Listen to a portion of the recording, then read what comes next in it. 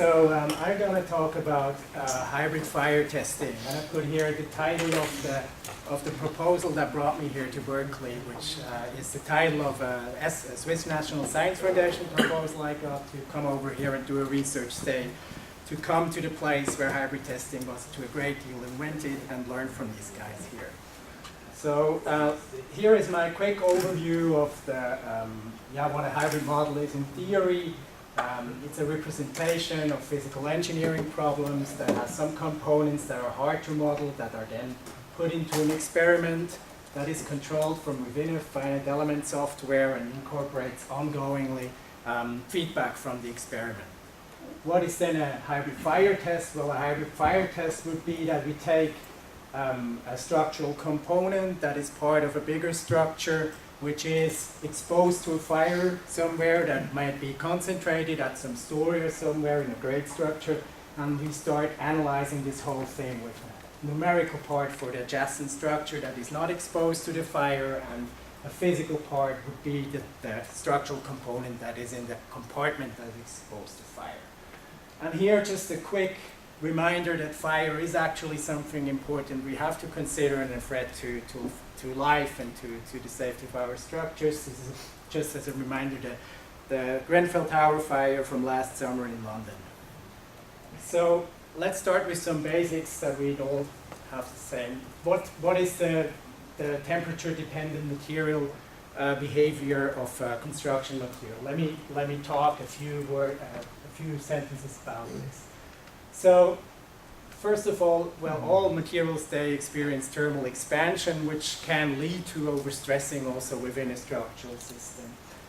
But then the main thing is that the stiffness and the strength starts degrading. We have here stress-strain diagrams from steels at various elevated temperatures that were tested at various elevated temperatures, and we see that the slopes, the elastic stiffness starts decreasing with increasing temperature. Also, the strength is coming down, the yield limit, or the ultimate tensile strength, as we also see here in this graph, where we have those properties plotted against the temperature. But the material in the same time becomes very, very ductile. As we can see here with those impressive elongations, we reach at 700 degrees. 800 degrees is 1400 Fahrenheit, I think, so to have a rough idea. I'm in the metric system, so I'm not so familiar yet to convert. So we see that we get an extreme elongation and the material behaves quite ductile. The same thing we see also with this with steel. The same thing we also see with concrete, with a decreasing stiffness, increasing ductility, but a reduced strength with higher temperatures. And the third thing that is important to consider is at a certain temperature, material just becomes time dependent. It means we will experience creep phenomena that we don't experience at room temperature. We will also experience strain rate sensitivity when we still load at quasi-static loading rates. That we can see here, at 550 degrees, this is a very slow loading rate, and this here is 5 times faster, so we come up to higher strengths. So this is mainly the basic things we have to think of materials in fire, or we have to remind of in the latter part of the presentation. So what is structural fire design about? It is for an entire structure. There are mainly two objectives. Then we have to make sure that fire is not spreading over the entire structure. So that's why we divide a structure into different fire compartments. Each of these compartments can contain a fire for some certain time, so we have to make sure that the integrity of the compartment is given and the durability remains during the fire exposure until complete burnout in a compartment. And the second thing is that there should be no collapse of the structure because of this fire exposure. This is mainly done by fire protection material. We're wrapping around all the steel members, or also sometimes it's necessary for concrete.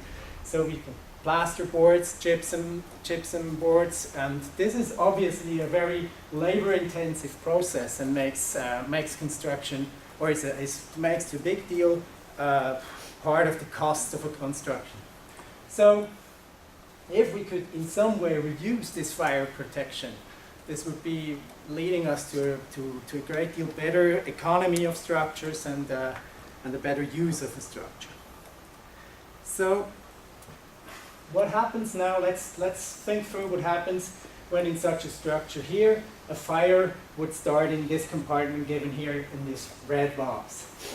So at the start, the loads, the dead load and some part of the service load you have to apply in designs also are on the structure, and they don't go away during the fire exposure. So we have an evenly distributed reaction down here, and we know that because of the compartment principle, there is an influence on the behavior of the structure, because the rest of the structure remains almost at ambient temperature, right? So if the fire proceeds, the structural components in the compartment get softer. They lose gradually their strength, and alternate load paths can develop. So through the still cooler and stiffer structures, the load takes another path, and we somehow even unload the member that is in the compartment. And even at the at later stages, when we go to really high temperatures, it can even happen that a member fails. But the deformations get so big that different structural systems develop, like a tensile membrane action, then that can occur and prevent the whole structure from collapsing and actually having all the loads now here in this schematic drawing. So is this all just theory, or do we have some evidence or empirical evidence of that this is happening also in structures? We do.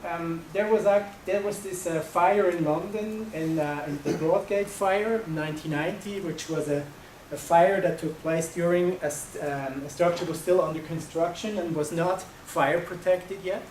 And to the great astonishment, members failed in the structure, but the whole structure could withstand. So we have from this incident, we have the knowledge that actually structures do behave better in fire than what we think.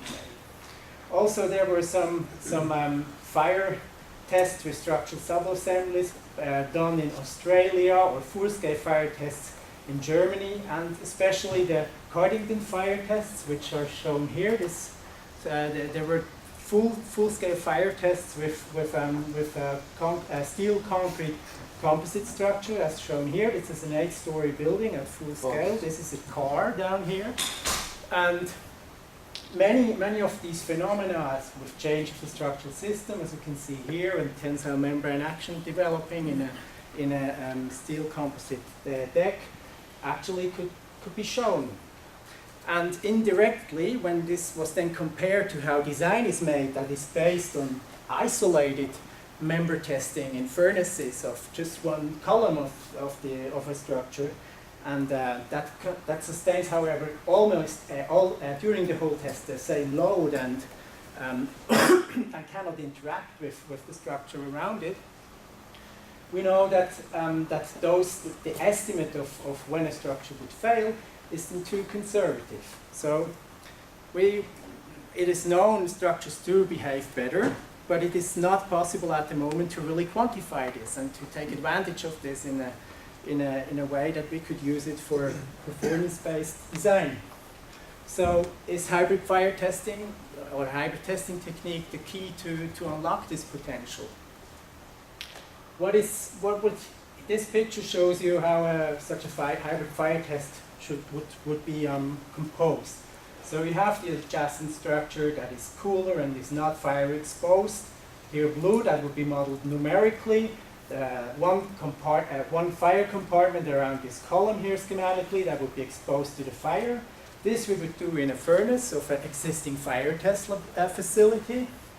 And then we have the interface where we exchange where we take account for the mechanical and the thermal coupling that can occur during the fire exposure. Another thing to note maybe here is that it is known what temperature time exposure that is happening to the structure in the compartment. because there has been done a lot of research on how this depends on geometry, ventilation conditions, or the amount of combustible material that is contained in such a compartment. So there is not really a need to see this as a load we integrate into the finite element model, but it is rather that we have a fire test that we would set it off in the lab, and with our model we would track around, in the right time after this. Also, having said before that most materials become time dependent in their behavior, it is also clear that we cannot approach this on a scale with slow hybrid test. We have to do this in kind of soft real-time or hard real-time manner to achieve the correct results. So let me show you now a laboratory example of an implementation of such a problem that we used to primarily study, and I'm going to show you also results of this laboratory benchmark problem when solved with the hybrid method. So the numerical part would be a simply supported beam modeled numerically. We would have a hanger in the middle that is exposed to a temperature increase, and the whole system is loaded with some load P0 that is applied before the fire exposure starts. So we will have some distribution according to the stiffness onto the beam, and onto the beam here in blue, and onto the hanger in red before the fire starts. Then the fire would start. I gave here different scenarios that we can think of, because this depends also a little bit of the type of equipment we have at disposal to impose a temperature increase. So when we're dealing with an electric furnace, for example, we can only run a constant linear heating rate. When we are dealing with a furnace of a fire test facility, we could go for an isostandard fire curve, or we could even put in combustible material and ignite it, and go for a natural fire curve that has this decay afterwards when the oxygen is not really, when there is not any more oxygen available to feed the fire going. So, because of in this setting here, as soon as we start heating, because of the thermal expansion, the stiffness strength degradation, and later also because of the high temperature creep, we will experience a load reduction, so a distribution from the load of the hanger onto the beam, until even it could go even that far that the hanger goes into compression and then buckles and then comes back again. So this should. And this is a straight line here I gave because we were assuming a linear elastic beam, and no temperature, no heat transfer from the heated part to the numerical part. How did we set that up in the lab? So we used Abacus standard for the beam. Simple model. We used a user element to represent the hanger. The load was applied in the first step, and in the second step then a linear temperature increase was imposed with a rate of 15 degrees per minute. This is 60 degrees Fahrenheit, and until about 800 degrees, which is 1470, I think, Fahrenheit. So the whole thing, the physical part, was this little dog bone shaped specimen of steel with two thermocouples on it to measure the temperature, and it was within a universal testing machine with a split tube electric furnace, here shown open. Additionally, we could also measure on the specimen directly the gauge length elongation of the specimen. And for the interface, so far, because it was still a simple problem, we were just using our own programmed middleware. We programmed a little Python server that first gives over the target temperature and target displacement, and retrieves back the forces when the target temperature is reached. So let me show you a bit in detail one of the increments, one of those thermomechanical increments we have to solve. So our approach was to divide it into a thermal substep and a mechanical substep. As we said, the mechanical calculations would be faster, and it takes longer to achieve the temperature, the target temperature of the increment. So in the first thermal substep, the target temperature is sent to the furnace controllers. The ramp goes on. The machine is set into a force-controlled hold. What we see here, this thermal substep is from point A to B, so we don't have any load, but we see that the specimen expands now freely. As soon as the target temperature is reached, this thermal substep is finished, and we enter into the mechanical substep for the first time.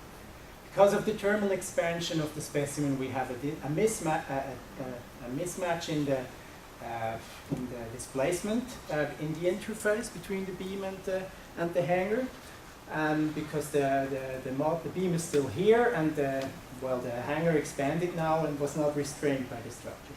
So first, there we correct. We send this displacement command back, so it leads to an unloading, goes down to point C. There we retrieve the force. We update then the nodal forces, send it back to the FEM routine, relative equilibrium check, and so on. We get a new displacement, trial displacement, and we go to point D, E, and F until we reach equilibrium. This drag we see here is most probably to some alteration of the contact conditions. You see those little shoulders, that's where the specimen is in a grip. So when we unload here, the unloading and the thermal expansion go into the same direction.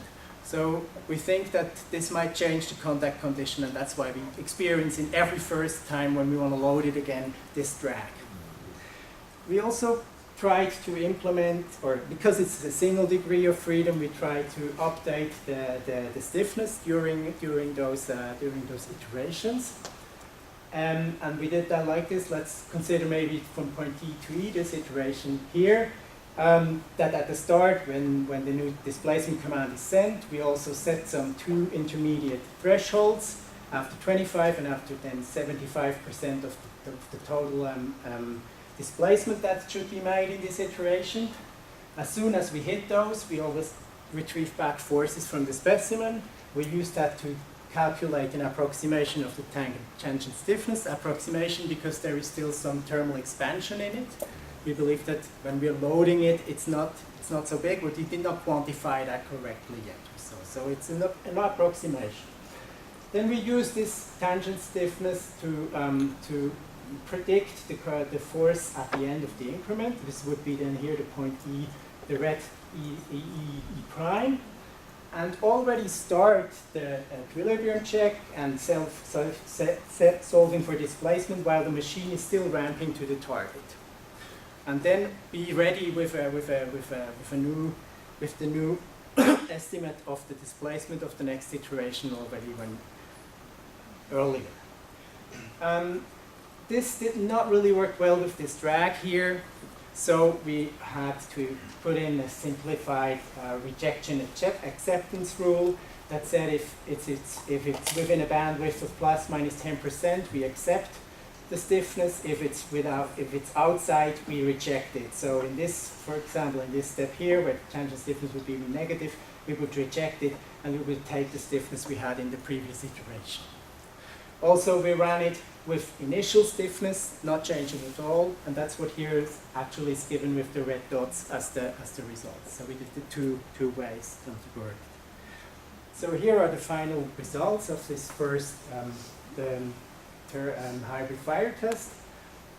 We see that it does what it should be doing according to the theoretical considerations. We have this load distribution, and we see that there is a linear decrease in the load in the hanger, while the beam is loaded by the same amount in every step, and so on. Until we have at about 800 degrees a complete unloading of the hanger, and all the load is taken over by the beam. So it behaves as it should be, or what we were thinking it should be doing. Here is given over the time now, the force, and additionally is plotted the yield line depending on the temperature. We could calculate that back from a tensile test series with the same material. So we here these data points and then linearly interpolate in between. And so we see that as soon as the hanger hits the temperature-dependent yield line, we enter the elastoplastic range, and the decrease of the force is much bigger due to the flowing. Also, we see that the tangent, the stiffness of the specimen drops at this time, so this also works well together. And maybe as a side note here, the 15 degrees per minute which we imposed are nicely followed by the specimen temperature, and the gas temperature initially overshoots a little bit, but as soon as the thing is taking up speed, it's nicely working and it's controlled. So what about, is this now real time? Did we manage to track behind this ongoing test in the thing? Here we see the real increment length it took.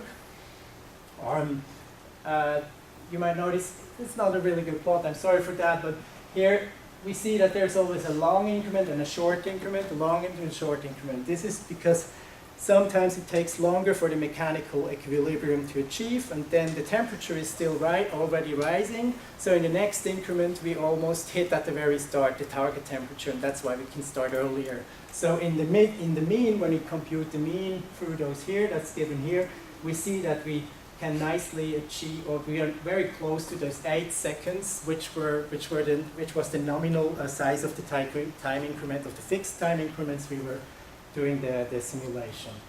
And also when it's plotted the real time against abacus, or the computational time, we see that here at the start, because of this drag, that the temperature is not coming on this desired rate at the start. We have some delay here, but this remains almost parallel, and as soon as we have plastic yielding or plastic deformations occurring, we have more iterations, and then we drift off the perfect correspondence.